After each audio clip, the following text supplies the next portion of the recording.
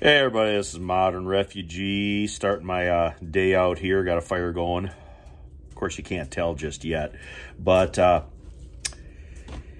it's the time between Thanksgiving and the 1st of December, and I wanted to do a video a little bit on shopping and seasonal shopping and sort of the lost art of it, I guess. Now, when my wife and I, we were first married, we would get coupons and, you know, we would maybe buy a paper, but usually we would just ask people if they had, you know, Sunday papers that they were done with, people that we knew didn't use coupons or whatever, and we would collect coupons. And coupons are something that's sort of a dying thing. You don't hear people talk about that much anymore. And just here recently, I bought a box of tea, and I had a 50-cent in-store coupon. The box of tea was like $3.25, so, you know, I saved 50 cents on it. You could only buy one. It would have been nice if I could buy two, but you could only buy one. But that whole coupon thing, that's sort of a lost art. And the whole, I guess, comparison shopping and stuff with the internet the way it is now, that's just the younger generation just don't really check prices on stuff. They just go somewhere and assume it's the lowest price and they buy it.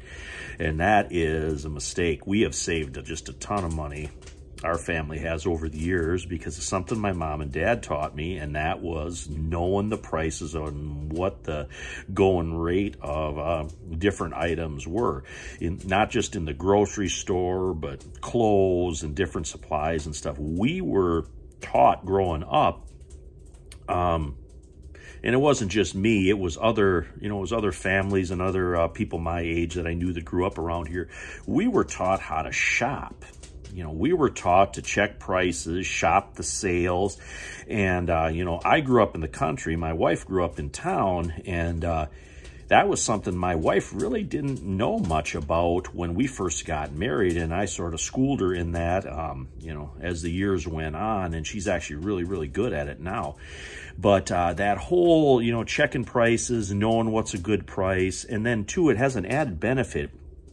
You know, if you're shopping in the local stores and you're actually going in there, you know, I know the whole shopping online and then driving to the store and picking up your order thing is becoming more and more popular. But again, that takes you out of the, you know, people always talk about knowing what's going on with the boots on the ground. You know, you always got to, you know what's going on your, you know, in your area, what's going on and stuff. There's no better place to find out the economic situation or what's going on than in local stores. But if you're just ordering your stuff online, pulling into a parking lot, somebody's bringing out your stuff to you, and you leave, you're losing that ability to gain local information, intel, if you will, on, you know, what's available, what isn't available, you know,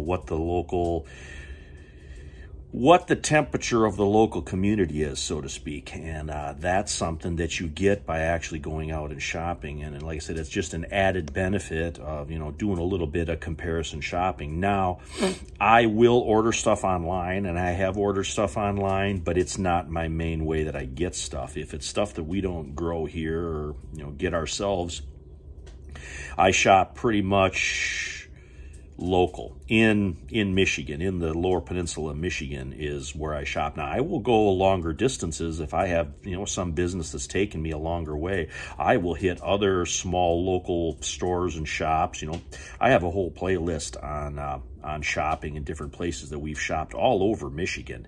And like I said, if I got some business that's going to take me somewhere, I will make special time to actually hit some of the stores while we're out, you know, going to doctor's appointments or whatever that it might be. And this time of year, the time between, let's say, the middle of November to New Year's is the best time basically to shop, because there's a lot of stuff, especially grocery related, that's on sale. It's on sale for Thanksgiving. It's on sale for Christmas dinner. You know, stuff like flour and broth and spices and things like instant mashed potatoes, canned green beans, cream of mushroom soup. All that stuff is typically the lowest price that you're going to find in the year.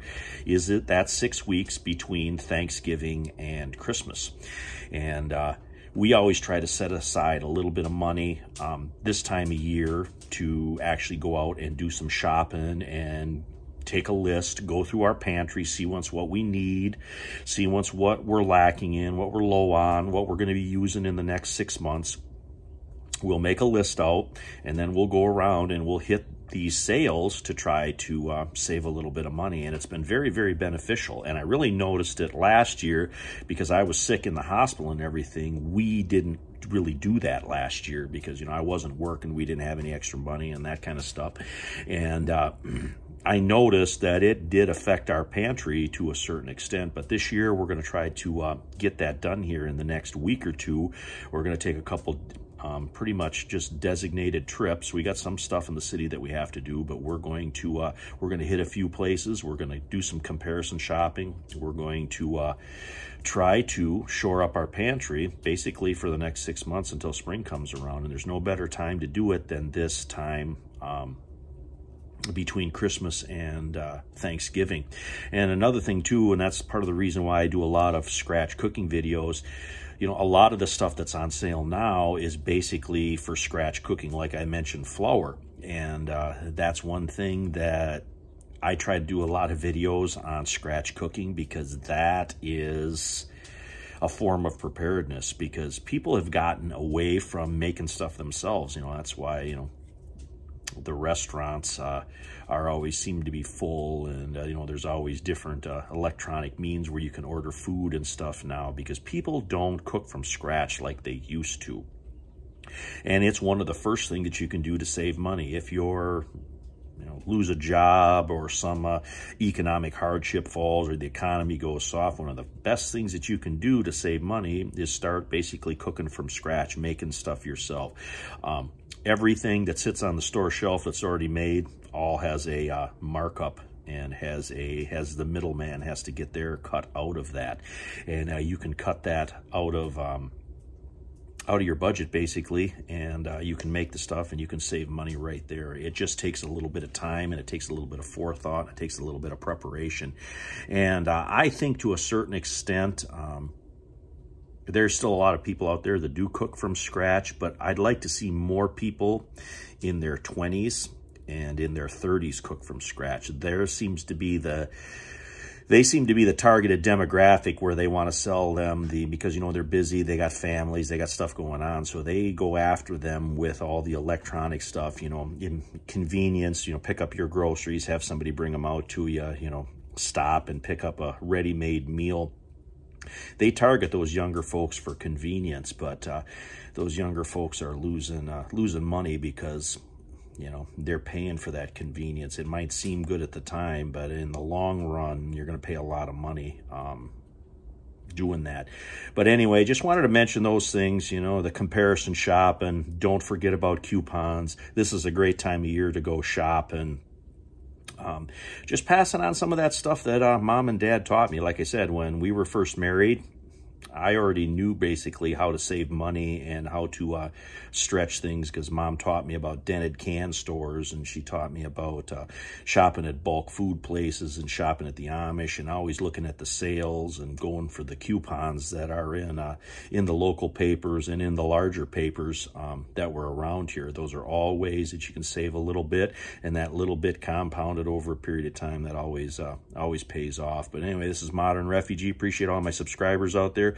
Hope you guys enjoyed this little morning chat here while I'm starting a fire and getting things going for the day. But anyway, you guys have a good one.